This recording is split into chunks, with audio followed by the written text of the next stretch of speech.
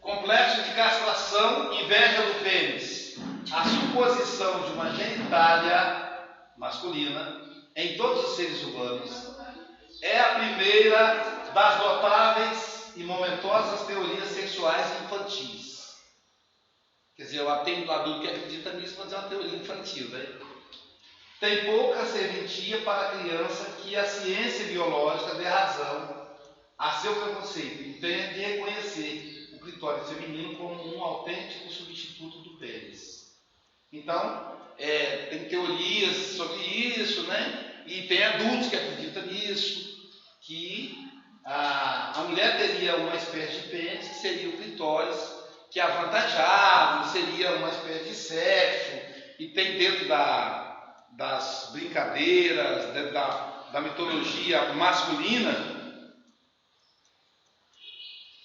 história do homem tendo atividade sexual com a mulher e ele de repente sentindo alguma coisa agindo nele, que é a fantasia dos homens que querem também ser penetrados, seria o clitóris da mulher e um monte de coisas assim que na verdade tem mulher que seria uma hermafrodita e coisas do gênero, né? Que na verdade é uma teoria infantil, de acordo com Freud, que surge no momento do falo, na fase fálica, né? Quando a menina, aos 3 anos, descobre que o menininho tem um pênis e ela não tem. A partir daí, então, se constrói essa fantasia, que é uma fantasia. Claro, o clitóris é o ponto do prazer feminino, mas daí a imaginar um pênis há uma distância muito grande, uma vez que são situações distintas. E isso se fortalece mais ainda quando você chega à conclusão que, no caso do transplante, da mudança de sexo, realmente, no caso do homem para a mulher, da mulher para o homem, não sei como é que se dá, mas do homem para a mulher, exatamente a glande, aquela região da cabeça do pênis, que é a região mais sensível do pênis, o tecido da glande e os nervos da glande são utilizados para a construção da possível vagina, né, da mulher transformada. Quando é o homem, deve ser a mesma coisa, eles devem pegar a parte do clitóris e colocar na recomposição do pênis, colocar ali na glande o clitóris, que é a parte sensível. Então deve ser por causa do ponto comum das duas partes do corpo que são sensíveis. De acordo com o ambiente da desenvolvimento que faz, é a mesma coisa, tem diferença no efeito inverso. Entendi. Mas existe essa teoria infantil na época do Freud, vai lembrar que ainda não existia a mudança de sexo, é uma coisa muito nova, né? Não está na literatura. Porque também na formação do embrião, tipo assim, uma certa fase é como se fossem os dois iguais. Depois o clitóris se transformaria no pênis. Então, daí vem essa comparação. Isso. Até 7 semanas todos somos meninas, né? Daí pra frente vai diferenciar. E cai por terra o mito de que a mulher saiu da costela do homem. É o homem que saiu da costela dela. O homem sai da costela dela. O estudo científico pergunta também por que o homem tem seio, mamilo no caso, se não é usado para nada. Aí foi informado que nas primeiras semanas do embrião fecundado, ele nasce de forma como seio e também com homem feminino. Mas à medida que a proporção dos Y entra em vigor, o seio acaba ficando reto e o clitóris acaba crescendo como um peixe. Você, em vez de desenvolver aqui, desenvolve embaixo. Isso. Interessante. Aí o peito não desenvolve, mas ele cria um formato, uma coisa possível de escultura, mas não fica ali de boa e o pênis saindo. O Sócrates contou de uma experiência polêmica que foi discutida no serviço social, né, que ele como assistente social, em que um pai, o filho estava, a mãe foi trabalhar, enfim, e deixou o recém-nascido com ele. E a criança começou a chorar, e ele dava uma beira, não pegava, dava uma chupeta no chefe, não pegava, e ela chorar, aí ele encostou-a no peito, e ela começou a sugar o mamilo dele, e aí ela sossegou. E depois ele vai narrar essa experiência, E aí vai ter um monte de gente protestando, que é um absurdo, que não sei o que e tal. E ele mostrando, ele dizendo, não, eu ofereci, ele mamou e ele acalmou. Porque não só porque ele não queria só sugar, né? Ele queria o calor do peito, né? Que a mamadeira, a chupeta não tem. Então são situações que a gente já tem que. O corpo humano ele já tem muita coisa para se devassar, né? Já a garotinha não incorre em semelhantes recusas ao avistar os genitais do menino, com sua conformação diferente. Está pronta a reconhecê-lo de imediato e é tomada pela inveja do pênis, que culmina no desejo de ser também menino, tão importante em suas consequências. Freud é chamado de machista por ele dizer isso aqui, né? Dessa inveja do pênis. E por que a mulher tem que ter inveja do pênis, né? E por que o homem não tem inveja da vagina ou dos seios? Então, os psicanalistas pós-freudianos, o próprio Lacan, ele vai defender Freud dizendo que não foi isso que Freud quis dizer. O que a menina tem inveja não é do pênis, mas da liberdade do menino. Pensando que nós estamos aí falando de Freud do século XIX, há 2 séculos atrás, e em que o homem tem muito mais liberdade que a mulher. Como nossas famílias são machistas, ainda hoje, o homem tem mais liberdade que a mulher. O menino tem mais liberdade que a menina. Então, o menino pode ir para a balada com 15 anos e chegar de madrugada. A menina só quando completar 18. O menino pode andar pelado até os 7 anos. A menina com 3 anos já não pode mais andar sem calcinha. Então, esse tratamento diferenciado aos dois faz com que a menina sinta inveja. Porém, o que Lacan vai dizer? Mais tarde, o homem vai sentir inveja da mulher, porque ele não pode gerar, ele não pode amamentar. A menina, quando não tem consciência da sua condição, né, de não poder fazer a mesma coisa, será que ainda assim ela sentiria inveja? Segundo Freud? Não. De Lacan que não. Lacan vai dizer que não. Que ela não sente inveja, não é do objeto. Ela faz uma associação. Por ele ter esse negocinho aí no meio das pernas, ele gosta de uma liberdade. Se eu tivesse, poderia gostar da mesma liberdade dele. Mas então ela tem que ter consciência da liberdade dele. Sim. Senão ela não tem. Sim. Mas essa consciência não é difícil de ter. Porque já pequenininho eles são tratados diferente. Entendeu, Sérgio? A sua menina de 3 aninhos, se você perceber que ela está sem calcinha, você dá uma bronca nela. Agora, se o Joãozinho está sem cueca, você não dá bronca nele. Sérgio, não perca de vista o seguinte, Sérgio. Até hoje, nós vivemos ainda um patriarcado. Né? Nós ainda vivemos. E você percebe o seguinte, essa fala da Luísa aí, de que o menino até os 7 anos anda pelado, e a menina com 3 anos já veste calcinha, não perca de vista que quem está em casa tomando conta é a mãe. Portanto, é um comportamento feminino, machista. Isso. Machista. Entendeu? Então, ou seja, as próprias mulheres, na maioria, sem se darem conta, alimentam esse comportamento machista. Da onde, quer dizer, ela já traz. Porque são vítimas do processo, né? O sistema na qual elas estão inseridas. Nós vivemos um patriarcado, como é que ela não vai ter inveja? Eu vejo mulher e já sei que não vou ter a liberdade que eles têm. É igual quando a pessoa fala, eu conheço um tal é negro e é racista. Qual é o problema dele ser negro e ser racista? Ué, pode ser negro, não quer dizer que ele é a parte da sociedade. Ele é tanto fruto de uma sociedade racista quanto o branco. A pele dele diferencia. O pensamento, a abstração cultural é a mesma. Né? O gordo que tem preconceito contra o gordo. Né? Tem, ué. A pessoa fala, fulano tal, sei o que, mas você também é gordo. Meu irmão, eu não gosto de namorar mulher gorda, mas você é gordo, rapaz. Aí você pode, tudo bem, ter 2 gordos. Então, assim, um preconceito. Aí, quando ele falou isso, o pai comentando, né? Eu fiquei quieto. Pai, pode dar sabão. O irmão não pode, né? Aí quando ele saiu, eu fiquei meditando, o pai ficou bravo, né? Comentando comigo, falei, pai, o pior não é isso, pai. Isso quer dizer que ele não se aceita. Ele está projetando. Isso quer dizer que ele tem baixa autoestima. Ele não aceita outro gordo. Se o gordo é feio, ele é feio, entendeu? Ele é gordo. Olha a lógica.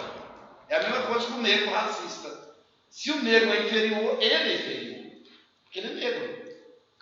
Então é um processo perverso de construção do preconceito, né? Então nós somos vítimas. Então, numa sociedade machista, a mulher também é machista, porque ela é fruto dessa sociedade. E é algo tão sutil. A Jailza faz até um processo de terapia de grupo com mulheres, em que eles discutem coisa de mulher, digamos assim, né? Só participa com mulher. E aí a Jailza veio com um texto lá, que deve ter sido uma mulher que escreveu, o homem não escreveu aquilo, mas que diz que é um homem. Aí eu sacanei ela que o homem não escreveu aquilo. Em que o homem diz assim, um homem foi visitar o outro. E aí, julgaram baralho, sei lá o que fizeram lá na casa, só estavam os dois, programa de homem. A esposa estava fora. E aí, quando terminaram de lanchar, o marido levantou e foi lavar vasilha. Aí o visitante falou assim, que legal, você é um homem que ajuda a esposa. Olha, que legal, você sabe que é difícil, homem que ajuda a esposa. A maioria dos homens deixa a louça para a esposa lavar quando ela chega. Aí o amigo disse, não, eu não ajudo a minha esposa. Não ajuda? Claro que você ajuda. Estou vendo aí, rapaz, você é um homem maravilhoso, você ajuda a sua mulher? Não, eu não ajudo. Aí ele falou assim, mas por que você não ajuda? É que é o seguinte, a minha mulher disse para mim que na família, o casamento é como se fosse uma sociedade. Os sócios têm direitos e deveres. Então, se eu lavo o copo, foi o copo que eu sujei. Se eu limpo o chão, foi o chão que nós sujamos e eu, como parte da sociedade, tenho a obrigação de limpar o chão. Se eu lavo o banheiro, a suíte pertence a mim e a minha mulher. Então, se eu lavo, eu estou lavando a suíte que eu uso, que ela usa. Então, como eu sou sócio dela, cada um lava um pouco. Então, eu não ajudo ela. Eu ajudaria se a suíte fosse só dela, se a cozinha fosse só dela. Aí a Jailza diz, está vendo? Nós somos aqui uma sociedade. Quem me ajuda? Não vou agradecer agora. Aí eu falei, puxa, quando eu estava vazio, eu estava pensando que eu era o melhor homem do mundo agora. Então percebe como é que é a sociedade, como é que é sutil isso? Quer dizer, sutilmente a gente acha que ajuda, né? Aí fala, pior são aqueles que não ajudam. Eu pelo menos ajudo. Ajuda nada, né? A Jailza fala, ajuda nada, você está lavando um copo, você sujou. Não é obrigação minha de lavar. Se ajudaria se você lavasse o seu, o meu, de todo mundo, mas né? Você está selado, eu lavo, a gente se divide, né? Não é ajudar. Mas como é sutil as expressões, né? Dentro da sociedade. Então, nesse processo aqui, a inveja do pênis é um processo eminentemente social. A menina percebe que o menino tem mais liberdade que ela. E isso é colocado a partir, sabe de quê? Dos primeiros brinquedos. O que a menina ganha de presente? Mulher, né? Boneca, para ela treinar a ser mãe. E o menino ganha o quê? Carrinho, liberdade. Bola, liberdade. Helicóptero, liberdade. Herói, liberdade. Então, o homem. Entendeu? Tá a menina, fogãozinho, panelinha, toda voltada para o lar. E é muito sutil. A filha do Odaí, minha sobrinha, é minha filhada, né? Aí eu fui da mulher, fui comprar um negócio no Salles lá para umas frutas para comer ontem.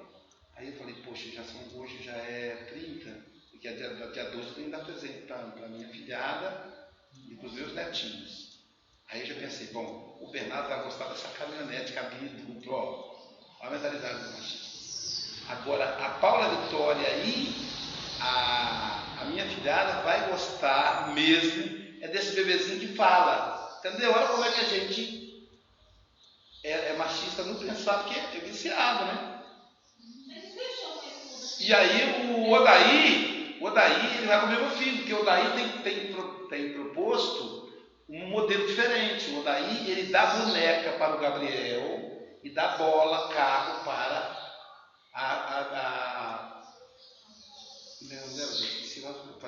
falando pilhada, da Carolina. E bola, carrinho para Carol. Ou então ele compra-se 2 carrinhos, um para cada um. Aí ele fala, Carol, você vai dirigir igual a mamãe, olha que legal. Porque a Cristina, mãe, dirige bem. Isso aqui, Gabriel, você dirigir igual o papai, para eles perceberem que os dois podem dirigir. Isso aqui, Carol, pra você jogar bola. Quem sabe você vai ser jogadora de futebol feminino, né? Porque tem o futebol feminino. E assim por diante, né? Mas há uma tendência da gente dar carrinho pro menino, e aí quando a mulher vai tirar a carteira, é o maior trauma, porque a vida inteira ela entendeu que quem dirige é o homem, ela não dirige. Ela cuida de criança. Eu passei em Ouro Preto, peguei meus casal de netinhos, os pais deles ficaram lá. Aí eu estava virando o carro para pegar a direção para o fim, aí a minha netinha está assim, daqui a uns tempos é eu que vou dirigir, né? Netinho ou netinha? Netinha. A netinha. 2 anos. Aí eu falei assim, quando eu vou tiver mais velho, você é motorista, aí o vovô vai sentar aí atrás e vai ficar cantando, igual você está cantando. Ele já tem a mentalidade de que pode fazer. É a nova geração, os pais estão mudando, como eu estou falando. O Odaí, meu irmão mais jovem, ele já faz tudo diferente. Eu não, eu já dava bonequinha para as minhas filhas, carrinho para os meus filhos. Né? Porque aí já existe um preconceito da própria família. Imagina pegar uma boneca e dar para uma filhada ou um sobrinho. Aí a família fala assim, você está querendo que a gente meu filho vai virar gay? Aí já começa. Aí a própria sociedade é machista. É machista. Tem Todas as duas mais ou menos na mesma idade, por volta dos 2 anos, elas manifestaram vontade de ter caminhãozinho. Porque esse caminhão né? Colocar as coisas dele. Mas aí eu comprei e tal, mas aí foi foto ali, entendeu? Mais tarde, não manifestaram nunca mais essa vontade. Né? Talvez foi exatamente no momento do ético, no momento do falo. No momento do falo ali, que elas, né? Pode tentaram, ser. Que era por volta dos 2 anos, depois nunca mais manifestaram essa. Porque aí o mundo é da princesa das meninas. Então, elas meio que têm que se enquadrar no mundo, né? Mas você pode estabelecer com o filho, no seu caso não mais filho, agora só neto, né? No meu caso. Então você pode estabelecer com o neto, propor o filho para que estabeleça com o neto um diálogo com o mundo. Como ele falou, vai ganhar boneco, vai ensinar a menina a ser gay. Não vai ensinar a menina a ser gay. E dialogando com o mundo, percebendo que os coleguinhas dele podem ter carrinho, mas ele pode ter boneco. E aí tem até uma frase do Facebook que diz assim, você fica dando boneca, cozinhazinha para o seu menino, sabe o que vai acontecer? Ele vai acabar virando pai. Né? Porque o bom pai tem que saber cuidar, né? Achei que vai acabar virando pai, não gay, que gay não vira, a pessoa né? A pessoa nasce. Vamos lá. Teorias do nascimento. Muitas pessoas recordam com clareza a intensidade com que se interessaram no período pré-púbere pela questão da proveniência dos bebês. As soluções anatômicas estão concebidas, foram dos mais diversos tipos. Eles sairiam do seio, ou se recortariam do ventre, ou o umbigo que se abriria para deixá-los passar. São essas teorias, fora a cegonha, né? Teorias esdrúxulas, que aí o que vai dizer, né? Que normalmente os pequenos sempre olham desconfiados, eles sabem que não é. A mãe apresenta a teoria e a criança percebe que aquilo ali é mentira, é falso. Né? Eu sempre gostava de brincar com essa mamãe, com o escolho do guri, uma melancia inteira. Aí, e como é que ela vai fazer para poder se livrar dessa melancia, papai. Aí eu percebi que estava levando a sério, aí explicava, olha, na verdade, ou vai cortar a barriga, ou vai ser, na verdade não é melancia não, é o seu irmãozinho, é a sua irmãzinha que está aí dentro. Então, normalmente, essas teorias que a criança percebe que é balela, e que muitas vezes serve até para assustá-las, né? Elas começam, no imaginário delas, elas sonham com o peito da mãe abrindo e saindo do bebê, igual aquele filme de ET. Talvez seja daí que saia aquelas, né? Estoura assim, pá, né?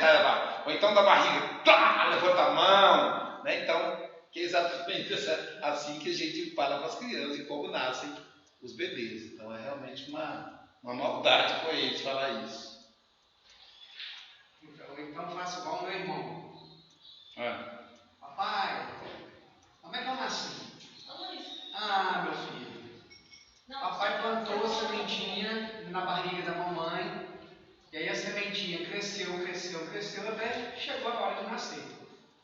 Aí um dia, o meu irmão, no sábado à tarde, estava naquele momento festivo, esqueceu a porta do quarto aberta, o filho entra, dá o flagrante. Ué, pai, o que você está fazendo aí? Ele lembrou, né?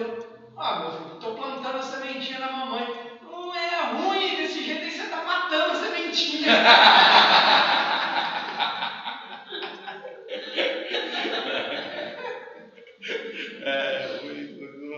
O Roberto Almeida contou, foi da irmã dele, que é médica também.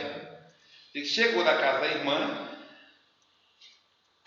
e a irmã falou assim, Roberto, aí ficou lá, foi lá passar um dia com ela, né? Falou, Roberto, eu tenho uma amiga que veio visitar, e fulaninha, você sabe, ela é muito curiosa, fica perturbando, podia ficar agora um pouquinho enquanto eu converso com a minha amiga. O Roberto falou, tá bom. E aí ela ficou na sala conversando com a amiga dela, e o Roberto ficou no quarto brincando com a sobrinha. Vou brincar disso, vou brincar daquilo, não sei o quê. Aí de repente a menina falou assim, ai tio, aí o que foi, fulano? Ai tio, o que foi, fulaninha? Eu estou com uma coceira na baratinha. Aí eu digo assim, baratinha? Puxa vida, tanto nome, né? Você colocar perereca já é estranho, né? Agora barata, ele comenta na palestra, barata é um ser que só quem criou ela sabe para que serve, que é Deus. Que nunca ninguém descobriu para que serve a barata. Então, ainda falar isso, puxa vida, o negócio traz doença, botar que a mulher tem risco no meio das pernas. Aí dizer que teve assim, ficou indignado, falou assim, não, minha filha, na verdade, você não está com coceira na barata, você não tem barata. Barata é um inseto. O que você tem chama-se vagina. Você está com coceira na vulva, que é a parte externa da vagina. Explicou para ela cientificamente, né? Então a parte interna é a vagina e a parte de fora chama-se vulva. Então sua coceira é na vulva. Aí dizia que a gente ficou encantado, falou, vulva, tio, é. Aí ele invadiu a sala e falou, mamãe, eu estou com coceira na vulva. É tão gostoso coçar a vulva, a vagina. Aí dizia que a irmã dele ficou vermelhinha, em vergonha na frente da amiga, né? E a amiga ficou dando aquele riso meio assim, né? A gente sabe que criança é tranquilo. Aí quando a amiga foi embora, ela sentou ele e falou, Alberto, vamos lá, vamos conversar. Você está estragando a educação da sua sobrinha. Querendo dar moral nele ainda. Chamada nele. Senta aí, dizer. Ele sentou, né, já esperando, né? Ela disse, olha, você não pode fazer isso com a minha filha, não. Você está deseducando a minha filha, Alberto. Poxa vida, eu preciso tomar conta dela. Bastou uns minutos você ensinar coisa errada para ela. Aí eu disse, coisa errada é você falar para uma criança que ela tem uma barata no meio das pernas, que a barata é dela. Você tem noção do que é barata? Aí uma pessoa assim falou, e você é uma médica, dá licença. Aí deu uma bronca nela, aí que ela ficou quieta, né? Então, quer dizer, essas coisas que a gente falando, que é pintinho, não sei o que, passarinho, e mais falando da Imagina se alguém chega Vamos parar meia hora mais cedo, é isso? Isso. Então, tá. Imagina se alguém chega falando que põe fogo na barata, vai matar, mata a menina. Pisa na barata, pessoa! Então, mas a gente, né? A gente tem.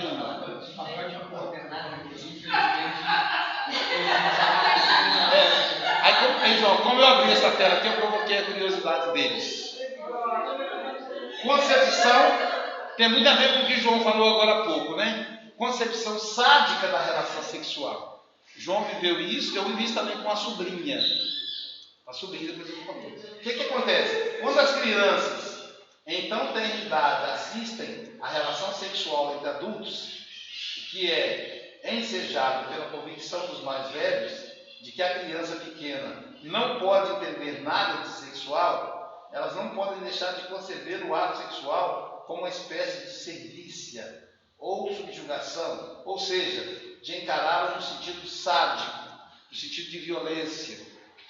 Então, a minha sobrinha chegou em casa chorando, dizendo que o meu irmão estava tentando matar a mãe dela, né? Então, o meu irmão estava tentando matar a minha cunhada.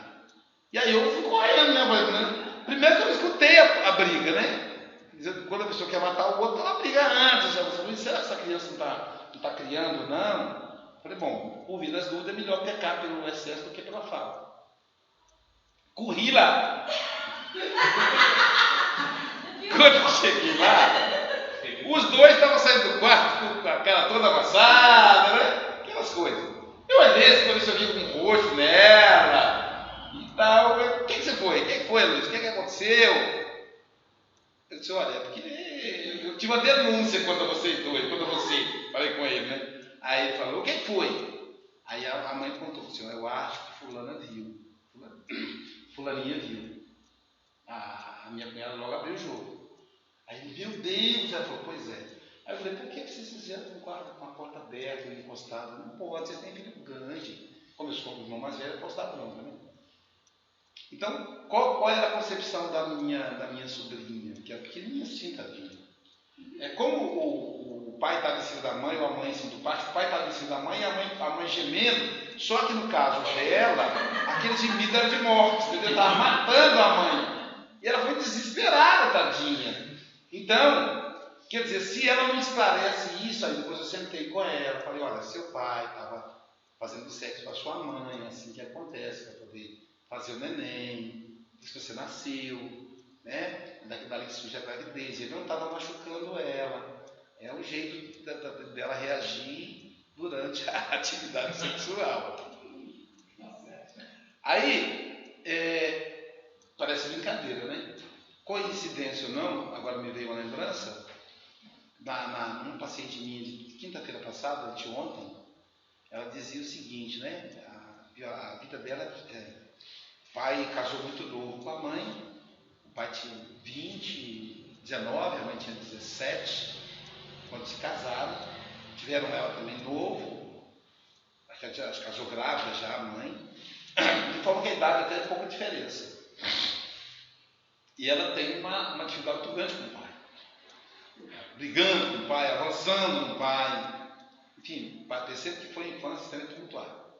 E aí ela foi levantando e pedi para que ela falasse das lembranças da infância dela. E aí, uma questão muito comum é quando a pessoa não tem lembrança boa, normalmente ela tem depressão. É uma pessoa com depressão profunda, porque ela se recusa a aceitar a realidade. E ela disse que ela não tinha uma lembrança boa do pai. E aí eu disse assim, me fala uma lembrança assim, então, no final da sua infância. Aí ela lembra que ela estava com 9 anos, e da sala, já tem uma lista, 9 anos, né?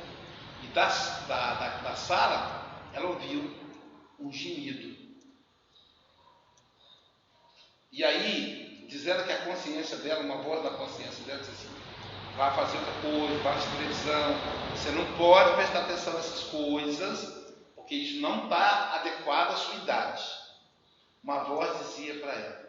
Mas o sentimento interno da curiosidade insistia para que ela escutasse aquele gemido. E aí, num momento do gemido, ela falou assim, eu vou entrar no quarto e vou dizer que eu não sabia. Vou fingir que não sabia.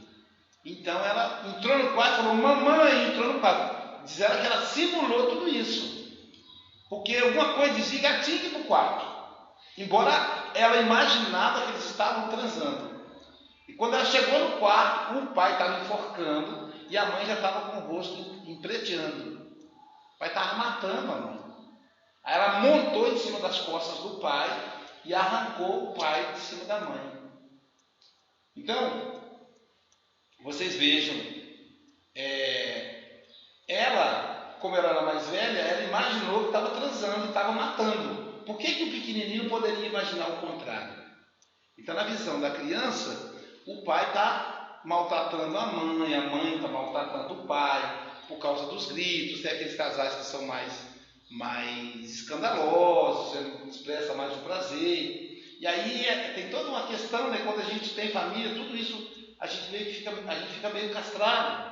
Eu estava até comentando com um casal que me hospedou em São Paulo agora. Falei, eu sei que o filho castra a gente, mas é importante que vocês não percam a vida de casal. Então, sei lá, coloca um sistema de isolamento, de sono no quarto, mas que a criança não participe.